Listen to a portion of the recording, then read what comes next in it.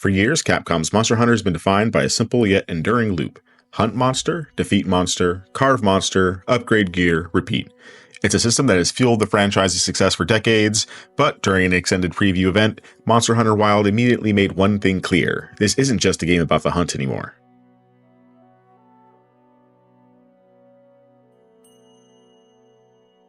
From the moment I stepped into this breathtaking world, I wasn't just tracking monsters. I was learning about the land, its people, and the delicate balance between survival and the respect for nature.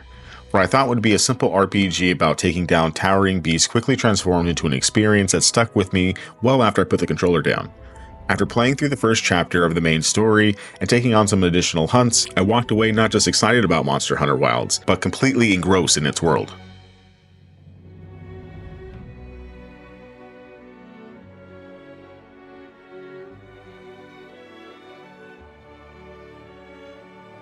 Before I even stepped into the world of Monster Hunter Wilds, I was floored by the depth of the character creator. I've seen some great ones before, but this one rivals some of the best I've seen in gaming today.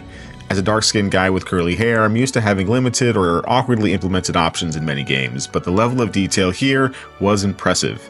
Each slider, shade, and hairstyle felt like it had real effort behind it, and the range of skin tones and textures was more robust than I expected. With the limited time to tinker, I decided to test both the diversity of the facial features and the physics of the curly hair by imagining what my more feminine self would look like. The results? Extremely satisfying. Hair moves naturally, lighting plays well against different skin tones, and the sheer amount of control over face and shape alone means that expert character creators can sculpt anything from lifelike self-portraits to something straight out of another universe. There's even a summary screen showing every choice you've made, making it easier for players to share and recreate iconic characters from other franchises. Then came to the Palico companion customization. Designing my feline companion was just as fun as crafting my hunter, but the ability to tweak their voice, pitch, and tone was an unexpected highlight.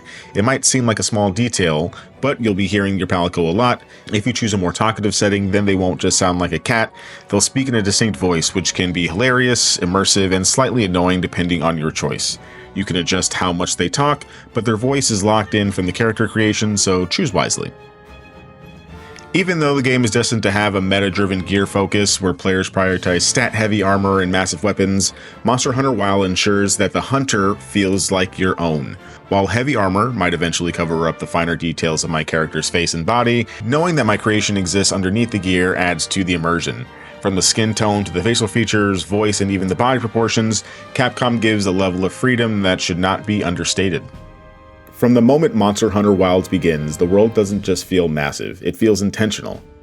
Unlike previous Monster Hunter games that drop you into vast, segmented maps, Wild takes its time to introduce you to the land, its people, and its creatures in small doses.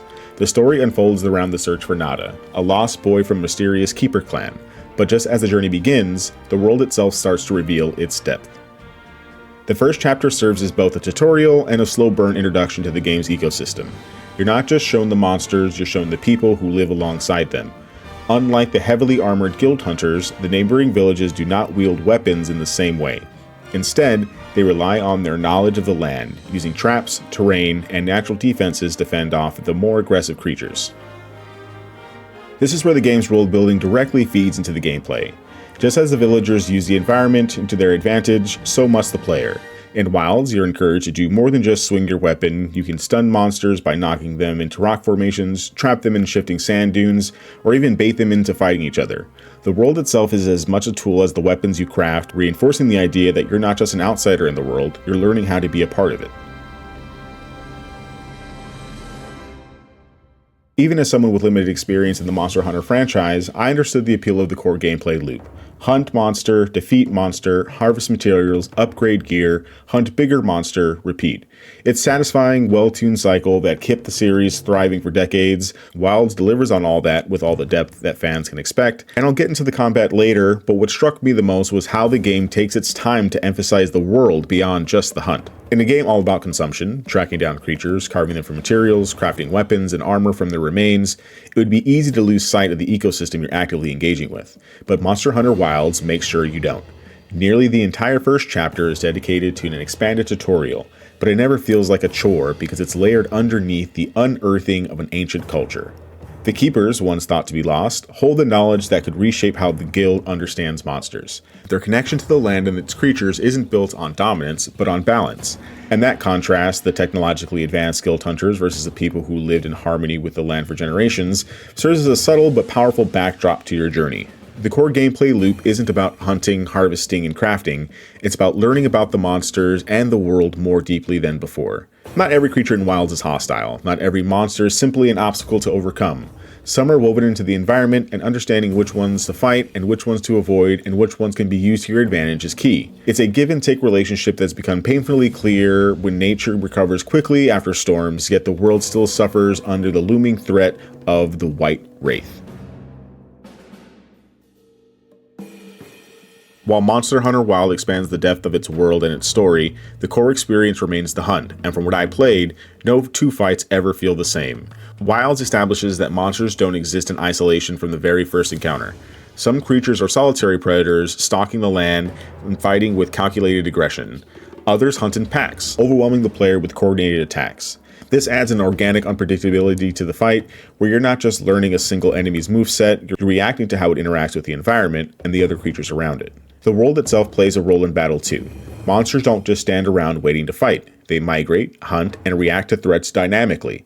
I watched as one species cornered another, forcing me to either wait for the dust to settle or take advantage of the chaos. Sometimes the smartest move wasn't to attack at all, but to let nature take its course before jumping in for the kill. Even with Monster Hunter's signature loop intact, hunt, harvest, upgrade, repeat, the moment-to-moment battles feel fresh because the world doesn't just stand still. The thrill isn't in just landing the final blow, but figuring out how to control the battlefield itself.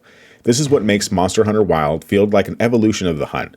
It's just not about strength, it's about understanding the ecosystem and using it to your advantage. Of course, while Wilds is thoughtful in its world building, the game doesn't lose sight of its urgency. The guild has sent expedition teams for a reason. Something is wrong. The White Wraith, the monster responsible for destroying Nanta's village, is at the center of it all. Unlike the creature that exists in balance with the land, the White Wraith represents an imbalance, a predator unlike anything the guild has encountered before. The looming threat pushes players into the Monster Hunter loop, forcing them to hone their skills, upgrade their gear, and face the growing mystery. This is where Monster Hunter Wilds begins to bridge the gap between gameplay and story. It's just not go hunt big monster because that's what we do. It's we don't understand this, and we need to if we want to survive. And with that, the real hunt begins. With 14 weapon types to choose from, Monster Hunter Wilds gives players a wide arsenal, each offering a completely different combat experience. Whether you prefer big, deliberate swings and flashy combos or long-range attacks, there's a weapon that suits every fighting style. But for newcomers or even returning players looking just to shake things up, the sheer number of options can feel overwhelming. This is where Wilds introduces one of the smartest tutorial systems. After just 2 choices, the game recommended the Gun Lance, which, consequently, was exactly the weapon I had planned to pick. Considering how little information I was given, I was impressed by how well Wilds was able to match me with the playstyle I wanted. It's a small feature, but an incredibly effective one, especially for newcomers who might not know where to start. Of course, Monster Hunter Wilds just doesn't assign you a weapon and send you on your way. Before committing, players can test out weapon movesets in a controlled training area, getting a feel for how each one moves, attacks, and combos. The game isn't just about asking players what they want, it's about letting them feel it and then make a choice.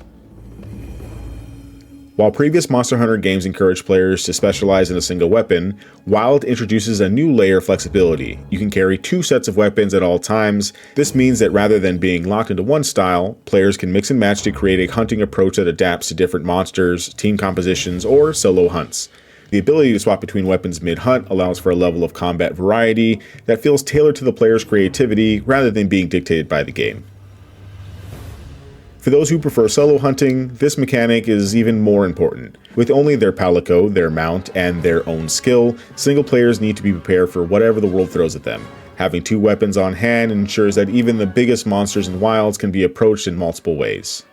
One of the biggest additions in Monster Hunter Wilds is how it encourages players to experiment rather than locking them into their first weapon choice. At any time, players can visit their training camp's area to test and switch weapons freely. This removes the pressure of feeling like you're getting it wrong early on. If you find that your initial weapon isn't working, the game lets you pivot seamlessly. The result? A combat system that feels more personal and adaptable. Wilds doesn't just want you to pick your weapon, it wants you to find a weapon that truly fits how you want to play. While the White Wraith's investigation is the driving force of Monster Hunter Wilds' story, from the moment that the expedition team makes landfall, players are encouraged to explore, take on side quests, and engage with the game's ecosystem at their own pace. One of the first things that stuck out with me was just how detailed the map is. Not only does it provide a real-time tracking of the creatures across the landscape, but also as the seasons change, so do the monsters that appear. It's just not about a list of enemies to hunt, the entire ecosystem feels alive. As you explore, you'll see monsters actively hunting each other, something that just isn't a visual flair, it's actually tracked on your map, showing where the creatures are and clashing in real time. This dynamic world building reinforces the idea that you're stepping into an environment that existed long before you arrived. Monsters don't just wait around for you to hunt them, they live, fight, and migrate and react to their surroundings. With such a massive world to explore, getting around could have easily been a chore, but Monster Hunter Wilds ensures that the traversal is just as engaging as the hunt itself. Enter the Scissorik, your trusty mount and hunting companion, which just isn't a means of transportation, it's a game changer for exploration and combat. One of the most cinematic mechanics of the game is the ability to set waypoints on the map and have your mount automatically track your target.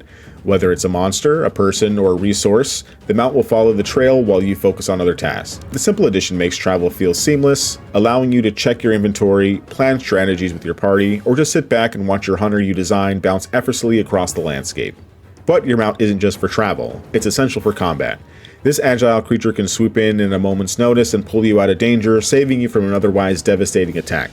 It's also the key to swapping weapons on your fly, meaning calling your mount isn't just a luxury, it's a necessary skill to master, regardless of your playstyle. One of the biggest draws of Monster Hunter Wilds has definitely been the multiplayer co-op, where teams of hunters coordinate, strategize, and take down massive creatures together. But what about solo players? Even though playing alone is absolutely viable, I quickly realized that Monster Hunter Wilds is a game that thrives with others. Resource management, understanding monster behavior, and mastering the finer mechanics of combat are all things that could benefit from guidance, whether from an AI or real-life friend. Wilds introduces AI-controlled hunter reinforcements that could be summoned via a flare when you need backup. It's a fantastic addition that ensures that you're never truly alone on a hunt, but even with this system, I found myself wishing for real teammates to learn from. The depth of the game's mechanics, from weapon mastery to monster tracking, stamina management, and crafting, makes it a lot for a newcomer to take in. While the tutorial and early side quests do a great job of teaching the basics, Wilds is the kind of game where having a veteran friend walk you through the deeper mechanics can make a huge difference in how quickly you improve. For experienced players, the thrill is in perfecting the hunt, knowing exactly when to strike, dodge, and capitalize on openings. For newcomers, that learning curve can feel daunting at first, but Wilds provides enough tools, training areas, and AI support to make solo hunting not just possible but rewarding. That said, this is a game best experienced with the hunting party, whether that means friends or the wider one online. Playing Monster Hunter Wilds on PlayStation 5, it's clear that the game is a technical leap forward for the series. The world isn't just massive, it's breathtaking. Whether it's the sunlight bouncing off the dunes, shifting weather patterns rolling in, or the intricate details of each monster's scales and fur, Wilds makes every frame of the world worth getting lost in.